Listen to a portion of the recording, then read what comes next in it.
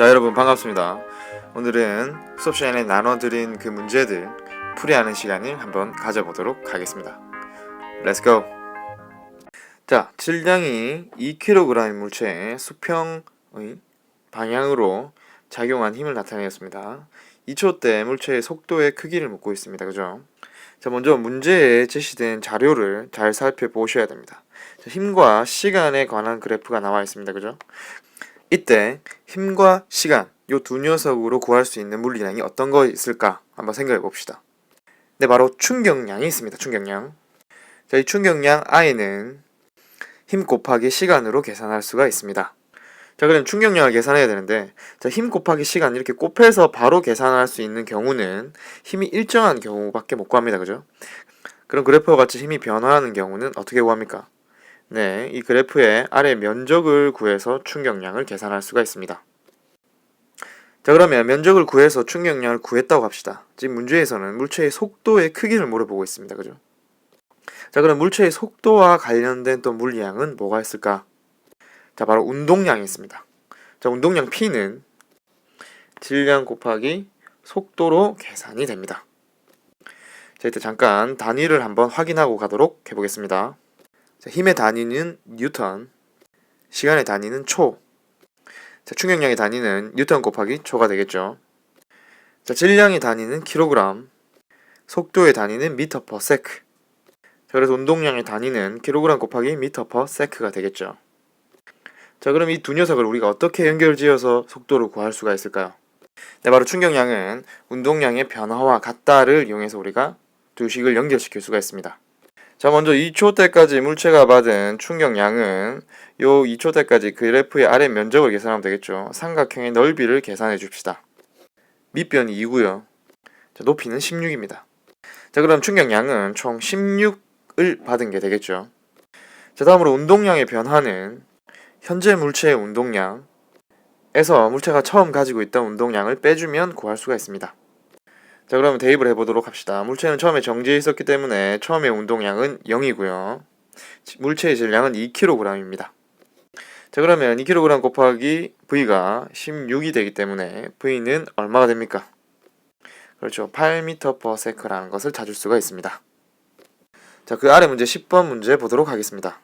자, 문제에서 정보를 한번 뽑아내 봅시다.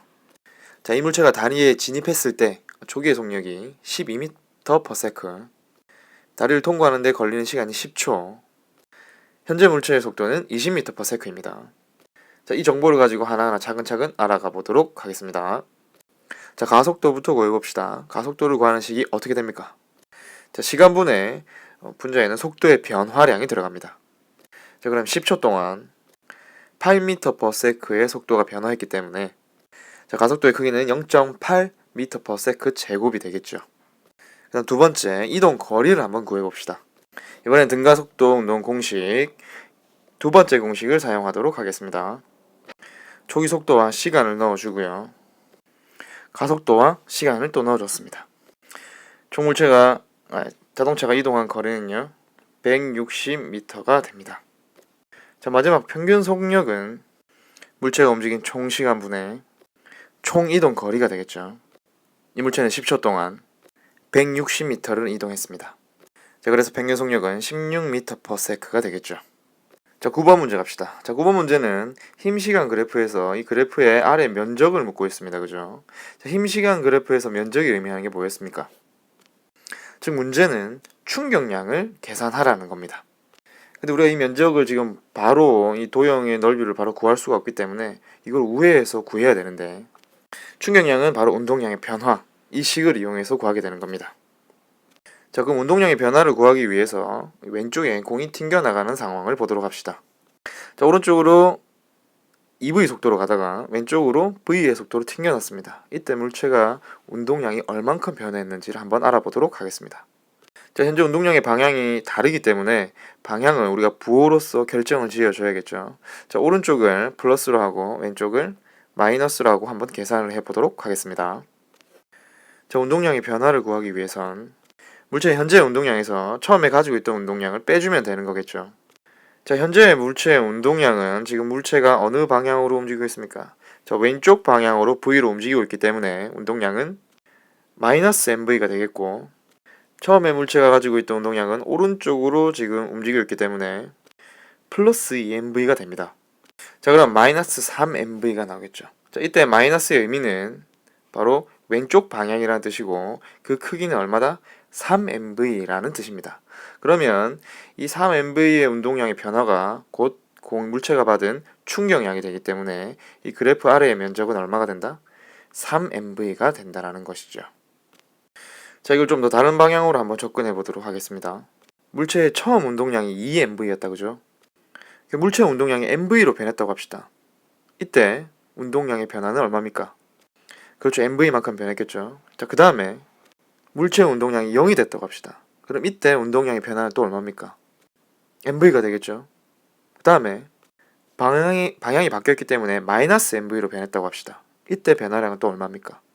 자, mv만큼 변했습니다. 자, 그러면 플러스 2mv에서 마이너스 mv로 가는 동안 mv만큼의 변화가 몇 번 일어났습니까? 3번 일어났죠. 그래서 총 운동량의 변화량은 3mv가 된다라는 겁니다. 자, 오른쪽 위에 8번 문제입니다. 속도 시간 그래프입니다. 그죠? 자, 이제 여기 플러스 마이너스의 속도가 나와 있습니다. 자, 이때 플러스와 마이너스가 의미하는 게 뭘까요? 네, 바로 이 물체가 운동하는 방향을 의미한다고 생각하시면 됩니다. 자, 플러스가 만약에 뭐 오른쪽이었다면 마이너스는 왼쪽, 이런 식으로 플러스와 마이너스는 서로 반대 방향을 의미하는 것이죠. 자, 그럼 이때 이 속도 시간 그래프에서 이 그래프의 아래 면적이 의미하는 게 어떤 물리량이었습니까? 그렇죠, 넓이는 변위를 의미합니다. 자, 그러면 이 위에 색칠된 부분은 플러스 방향의 변위를 의미하는 것이고, 이 아래쪽에 색칠된 부분은 마이너스 방향의 변위가 되는 거겠죠. 서로 반대 방향으로 움직였음을 의미를 합니다. 자, 위에 사다리꼴의 이 위에 사다리꼴의 넓이는 얼마입니까? 그렇죠, 10입니다. 그러면 플러스 방향으로 10m만큼 움직였고, 아래쪽에 삼각형의 넓이는 얼마입니까? 그렇죠, 반대 방향으로 10m만큼은 움직였음을 의미합니다. 그러면 0에서 9초 때까지 총 변위는 0이 되고 총 이동 거리는 20m가 되겠죠. 그래서 기억은 맞고, 자, 그 다음 니은, 평균 속도는 시간분의 변위를 의미합니다. 그죠? 그럼 9초 때까지 변위가 0이기 때문에 평균 속도가 0이 되겠죠. 그래서 니은도 맞습니다. 그리고 9초 때 변위가 0이라는 말은 다시 원점으로 돌아왔음을 의미하기 때문에 출발점으로부터 가장 멀리 간 게 아니라 출발점으로 다시 되돌아온 것이 되겠죠. 그 다음 아래 문제는 길이 표준에 관한 설명입니다.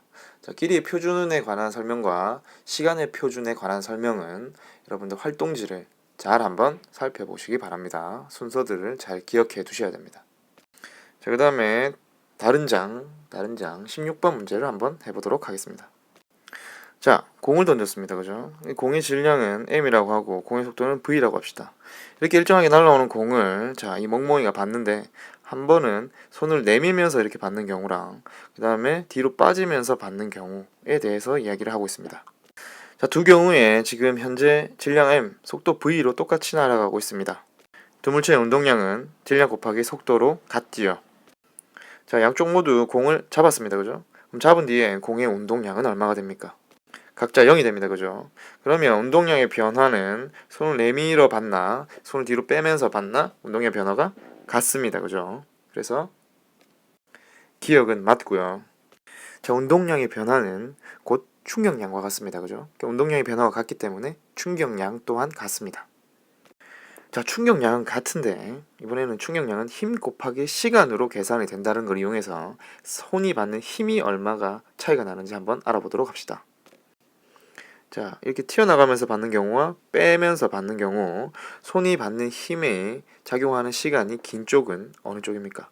그렇죠, 뒤로 빠지면서 받는 게 힘이 작용하는 시간이 길어지겠죠. 그러면 충격량은 같은데 힘이 작용하는 시간이 길어지면은 이 받는 힘의 세기는 어떻게 되야 됩니까? 그렇죠, 감소하게 되는 겁니다. 그래서 힘이 작용하는 시간을 길게 해서 우리 손이 받는 힘을 줄여주게 되는 겁니다. 자, 이러한 것의 얘가 자동차의 에어백도 사람이 받는 충격이 그 힘이 작용하는 시간을 길게 해서 작용하는 힘을 줄여주는 역할을 하고요. 그 다음에 손을 이렇게 뒤로 빼면서 받거나 혹은 보수의 그 글러브 장갑이 얇습니까? 두껍습니까? 그죠? 두껍죠. 두꺼울수록 공이 멈출 때까지 힘이 작용하는 시간이 길게 해서 손이 받는 충격을 줄여주게 되는 겁니다. 자, 보수의 장갑이 두꺼운 경우와 손을 뒤로 빼면서 받는 경우가 그 예가 되겠죠. 자, 15번 문제 가겠습니다. 자, 15번 문제 그래프를 보면은 힘 시간 그래프입니다. 자, 그럼 힘 시간 그래프 나오면 뭘 구한다? 그렇죠. 충격량을 구하라는 뜻입니다. 충격량을 구해봅시다.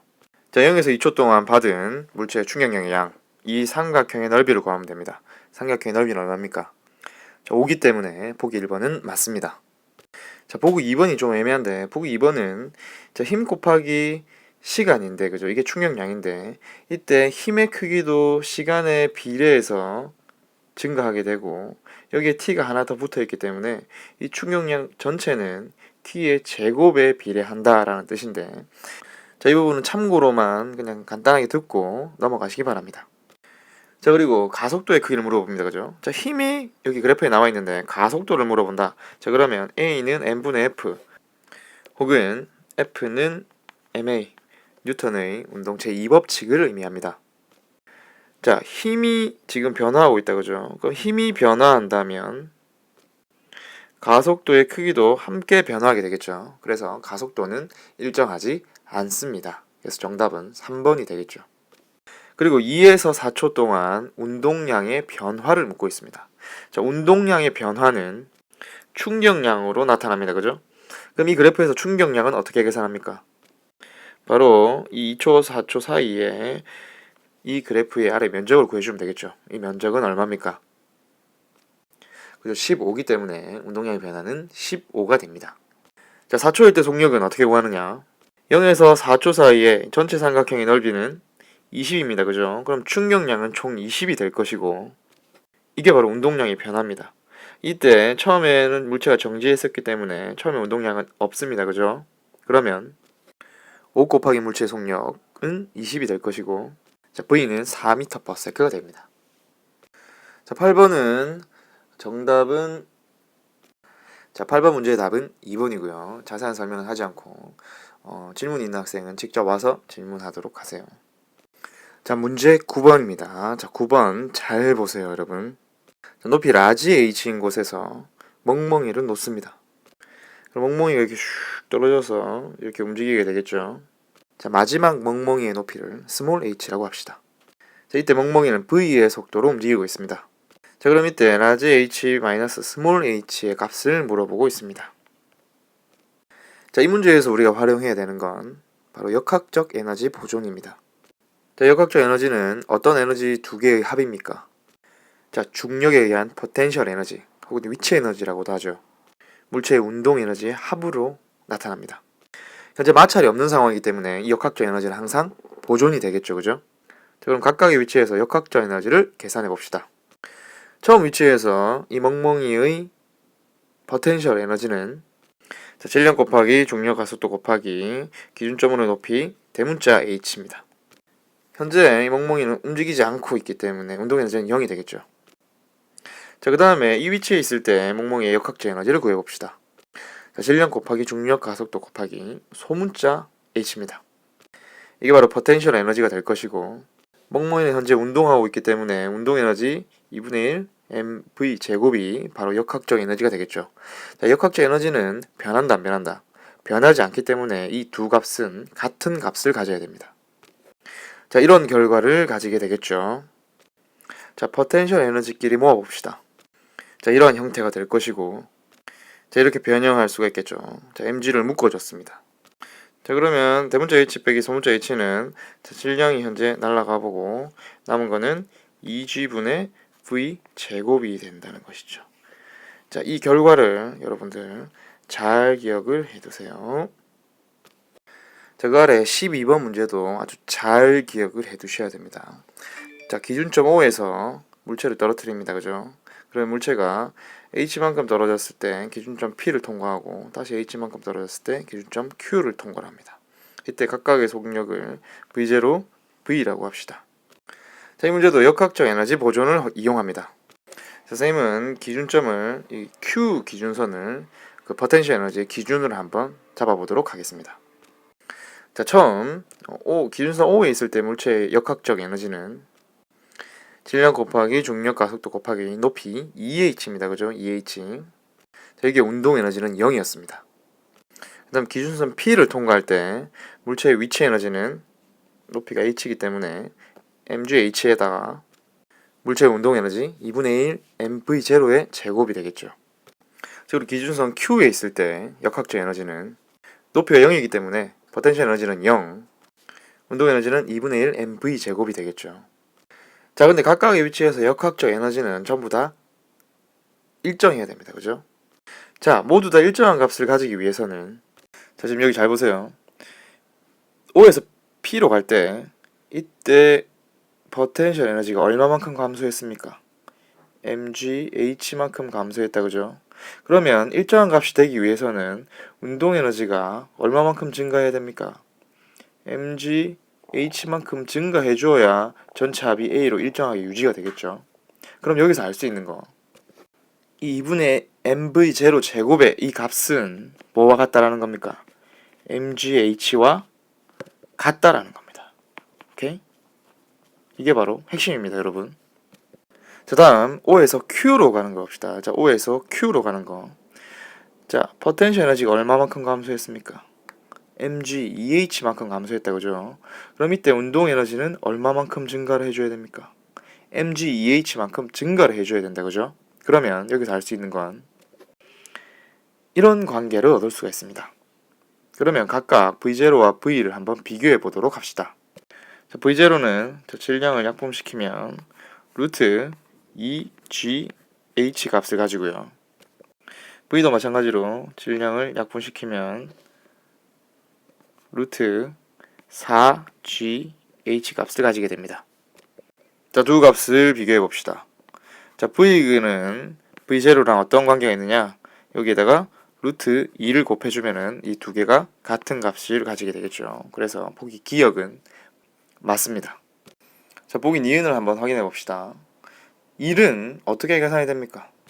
자, 힘 곱하기 힘의 방향으로 물체의 이동 거리로 계산할 수가 있습니다. 자, 현재 중력이 한 일을 묻고 있기 때문에 중력의 크기가 바로 힘의 크기가 되겠죠. 중력의 크기는 얼마입니까? 그렇죠. mg입니다. mg. 그죠? 자, 그러면 이 중력의 방향, 아래 방향으로 물체가 이동한 거리는 P에서 Q까지 얼마입니까? h입니다. 그죠? 그럼 h가 되겠죠. 즉, 중력이 PQ 구간에서 공한테 한 일은 mgH만큼 일을 해줬다는 겁니다. 근데 아까 전에 우리가 계산했던 식 있죠? 제일 처음에 나온 거, 요 관계를 이용해서 이 mgh 값은 뭐와 같다? 2분의 1 mv0 제곱과 같다는 겁니다. 즉, 중력이 물체에 해준 일의 양은 뭐와 같다? 2분의 1 mv0 제곱과 같다. 그래서 니온도 맞습니다. 자, 그 다음에 디귿. 중력이 가까이 구간에서 물체에 가해준 충격량을 묻고 있습니다. 자, 충격량 I는 힘 곱하기 시간입니다. 그죠? 자, 힘은 어느 곳이든 변합니까? 변하지 않습니까? 중력의 크기는 같다. 그죠? mg로 같기 때문에 힘은 똑같습니다. 자, 시간은 어떨까요? 자, 물체가 점점 O에서 떨어지면서 빨라지기 때문에 여기서 여기까지 떨어지는데 걸리는 시간보다는 여기서 여기까지 떨어지는데 걸리는 시간이 더 짧겠죠. 아래쪽이 더 빠르게 움직이기 때문에. 자, 시간이 P에서 Q까지 가는데 걸리는 시간이 더 짧기 때문에 그럼 충격량은 같습니까? 다릅니까? 당연히 다르게 되겠죠. 그래서 디귿은 틀렸습니다. 그래서 정답은 3번이 되겠죠. 자, 풀이는 여기까지입니다. 자, 마지막 두 문제 풀이는 꼭 한 2번, 3번 보시고 문제를 완벽하게 이해하시길 바랍니다. 시험 공부 열심히 하시고 파이팅 하세요.